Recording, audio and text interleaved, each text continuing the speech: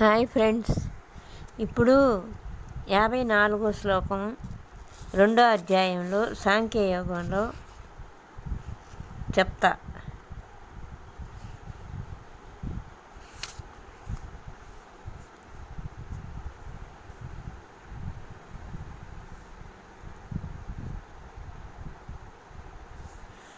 స్థితప్రజ్ఞస్య కా భాషా సమాధిస్తస్య కేశవాస్థితదిః కిం ప్రభాషేత కిమాసీత వ్రజేత కిం. అర్జునుడు పలుకుతున్నాడు ఏమని? ఓ కేశవ, సమాధిస్థితుడై పరమాత్మ ప్రాప్తి అందిన స్థితప్రజ్ఞుని యొక్క లక్షణములేవి? అంటే సమాధి స్థితుడు అంటే ఏంది? ఎప్పుడు ఇంకా తిండి ఆహారాలన్నీ మానేసుకొని ఒకటే భగవద్ధ్యానంలో ఉండడం, అప్పుడు ఆయన్ని స్థితప్రజ్ఞుడు అంటారు. ఇంకా వేరే ధ్యాస ఉండదు వాళ్ళకి. వాళ్ళ లక్షణాలు ఎలా ఉంటాయి? స్థితప్రజ్ఞుడు ఎప్పుడు పరమాత్మను ధ్యానించేవాళ్ళు, సమాధి స్థితిలోకి వెళ్ళేవాళ్ళు, ఇప్పుడు బ్రహ్మంగారు లాంటి వాళ్ళు, వాళ్ళలాగా ఉండే వాళ్ళని స్థితప్రజ్ఞుడిని. వాళ్ళ లక్షణాలు చెప్పు. అట్ట అవ్వాలి అంటే, బ్రహ్మంగారు లాగా అవ్వాలంటే మనకు లక్షణాలు చెప్పు. సపోజ్ అది అతడు ఎట్లు ఉండగలడు ఆ విధంగా అని చెప్పి అర్జునుడు ఆ భగవంతుడిని అడుగుతున్నాడు. అర్జున ఉవాచ. ఇది అంటే అర్జునుడికి అన్ని అనుమానాలు వచ్చాయి. సమాధి స్థితిలోకి పోయేంత పరమాత్మ భక్తిని పొందడానికి, స్థితప్రజ్ఞుడిగా ఉండడానికి లక్షణాలేవి? అతడు ఎట్లు ఉండగలరు వాళ్ళు? అతడు ఎట్లు భాషిస్తున్నాడు, ఎట్లు కూర్చుంటున్నాడు, ఎట్లా ఉంటున్నాడు అని క్వశ్చన్ ఆయనకి.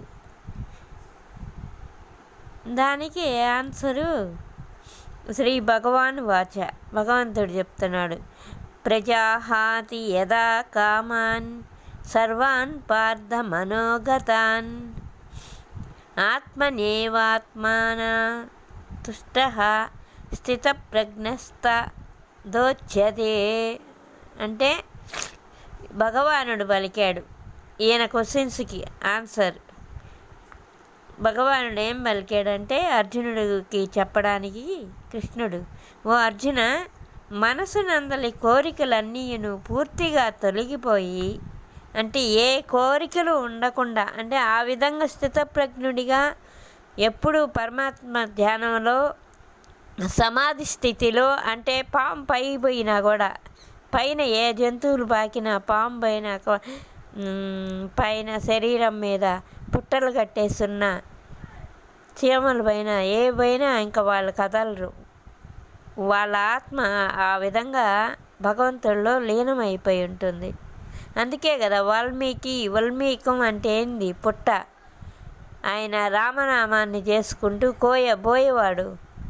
రాముడు ఇచ్చిన మంత్రంతో అక్కడే కూర్చొని పుట్టలు పట్టేట్టుగా ఆయన కొన్ని వేల సంవత్సరాలు అట్టే ఉండిపోయేలోకి అదొక పుట్ట అయిపోయి, అప్పుడు ఆయన మళ్ళా మామూలుగా వాల్మీకి రామాయణాన్నే రాశాడు. పోయేవాడు, పిట్టలు కొట్టుకునేవాడు. అట్లాంటి స్థితి ఇప్పుడు అర్జునుడు అడుగుతున్నాడు కృష్ణుడిని, నేను కూడా ఆ విధంగా అవ్వాలంటే ఎట్లా అని. అప్పుడు ఆత్మన్యేవాత్మాన తుష్టః స్థితప్రజ్ఞస్తదోచ్యతే. శ్రీ భగవానుడు పలికాడు, ఓ అర్జున, మనసునందలి కోరికలన్నీ కూడా పూర్తిగా తొలగిపోవాలి.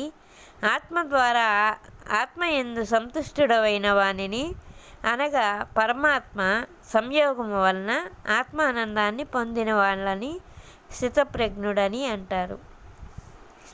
సరే, దీనికి అర్థం ఏంటంటే, ఆత్మలోనే భగవంతుడిని ఆనందించే వాళ్ళనే స్థితప్రజ్ఞుడు అంటాడు. అంటే శరీరంతో పనిలే. ఇప్పుడు మీరు దైవభక్తులుగా ఉండే వాళ్ళని మీరు ఎన్ని తిట్టుకున్నా ఏం ప్రయోజనం లే. వాళ్ళు అసలు అవి వినరు.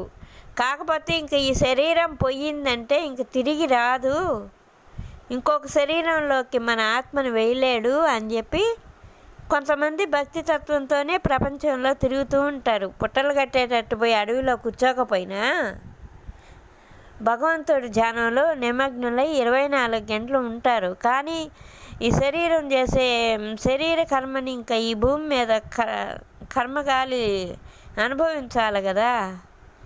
అందుకని మళ్ళీ ఆత్మ ఇంకోటి ఈ శరీరం కోసం రాదు.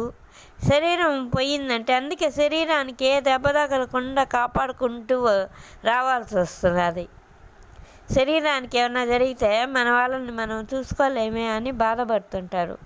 కానీ కొన్ని రోజులు మాత్రమే కొంతమందికి వాళ్ళ ఆశయం నెరవేరిందంటే వాళ్ళు తక్షణమే శరీరాన్ని వదిలే అంత భక్తితో ఉండగలరు. సరేనా? సరే, జై శ్రీకృష్ణ.